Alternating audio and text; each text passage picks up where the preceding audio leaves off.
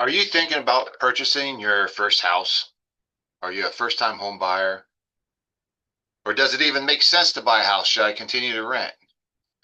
Well, the first thing we need to do is see what's happening in our market right now. At Apple Valley Lake, the median home price range is about $370 or $370,000 to $480,000. Mount Vernon home prices range from $195,000 to $225,000. And the rent comparison in Mount Vernon, it averages anywhere from $1,045 for a month for a one-bedroom apartment and $1,400 for a two-bedroom apartment. And to rent a home in Apple Valley, you're looking at an average anywhere from $1,200 to $1,700. So why does this matter? If your monthly mortgage payment isn't much higher than your rent, buying a home builds equity or ownership, and instead of paying a landlord, you're building your equity. Plus, homeowners enjoy tax benefits that you won't be receiving when you're renting.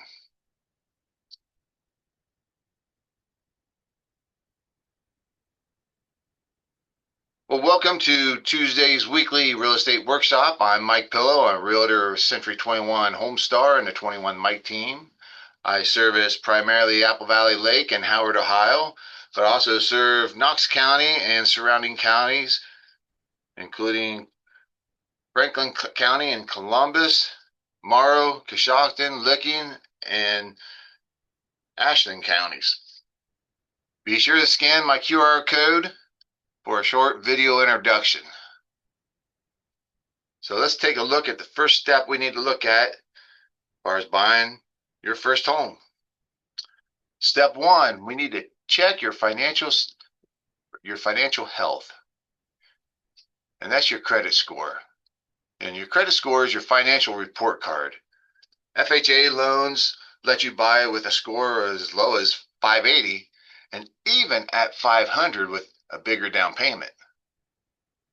The better your score, the lower your monthly payment. The thing is, you're going to need money saved for a down payment. Roughly about 3.5% for an FHA loan.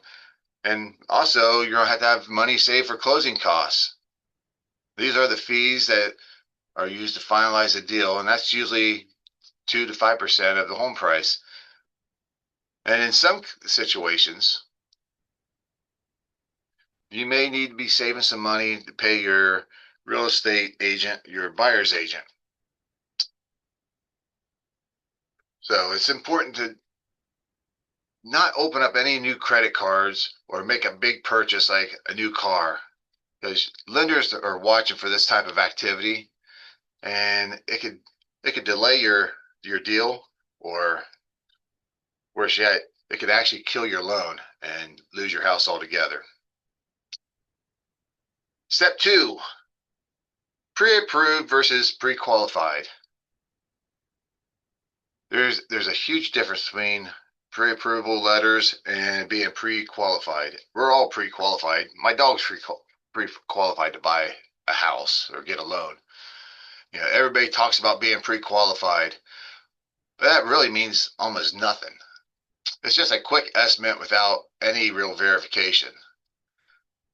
A pre-approval letter or pre-approval is where the lender checks your income, they check your credit, they look at your debts, and they issue you a real letter. It tells any seller that you're serious about buying their home and you're qualified up to X amount.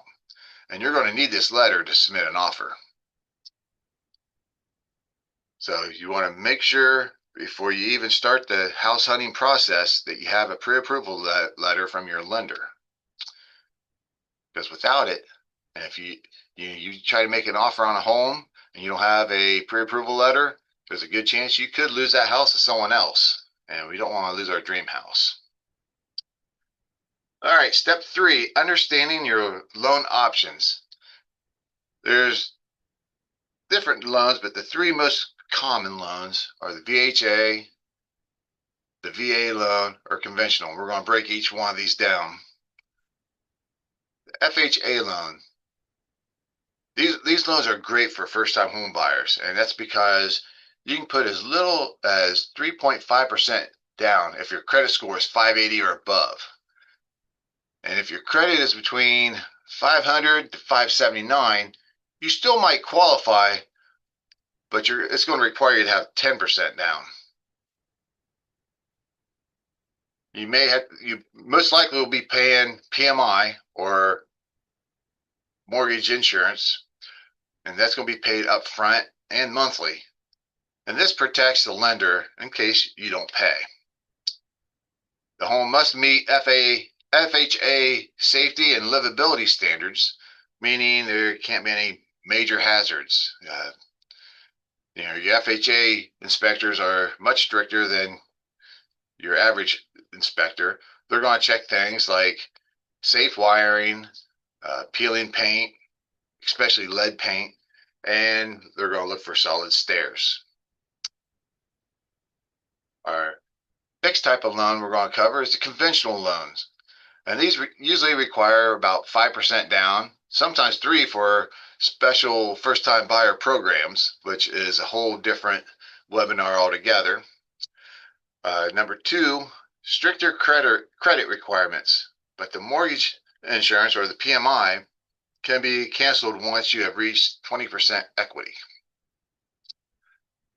And finally, the VA loan. The VA loan is 0 down for veterans and active military. But much like a FHA loan, VA loans have a strict inspection requirement. They're going to ensure that the house is safe and livable. All right, step number 4, house hunting. You want to be smart and you want to be analytical when you're looking for a house. And one of the first things you want to do is create 2 lists. The one list is we call must-haves. These are the things that you must have when you go to buy a house. Things that you can't live with, such as number of bedrooms, the yard or the size of the yard, a safe neighborhood. Maybe it's the number of bathrooms, or how large the garage is going to be. Then there's going to be the nice to have things. Things that you'd like to have, but it's not going to be a deal breaker if a house doesn't have it. Things such as a fireplace, granite countertops, hot tubs. Those are the things that could be added later. So you want to have those 2 lists, and you want to remember that location is king. You can change the house, but you can't change the neighborhood. And keep in mind, good schools and safe streets, that will result in better resale value. Step 5, we're making the offer. Your offer tells the seller exactly how much you want to pay and under what terms, like when you want to close and what inspections that you require. And when you make the offer, you're also going to offer earnest money.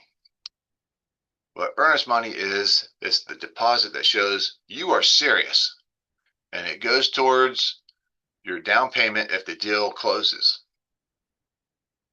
Now, if the deal falls through, and it's because of problems found during an inspection or financing issues, you usually get this earnest money back. But if you back out with a good reason, the seller may keep that earnest money and you're forced to forfeit it. And you can also negotiate more than just price. And this is where a good buyer's agent comes in. This is why it's so important to hire the right agent. Because sometimes your buyer's agent is going to be able to negotiate having your seller pay have the seller pay your closing costs, perhaps pay your agent costs, and fix the things that you want repaired. So this is why it's important that you choose the right agent that's going to negotiate the best terms for you. All right, step 6, we're going to have the inspection and the appraisal. And a lot of times people get these two terms confused. A home inspection, this is your chance to have a professional look over the home's condition to validate that the roof is in good service, is good and serviceable, that the electrical is up to date and at code and poses no threat to a potential fire. The inspectors want to check plumbing, foundation. Basically, the inspectors want to go through the house, and it's going to help you in the end avoid any kind of surprises.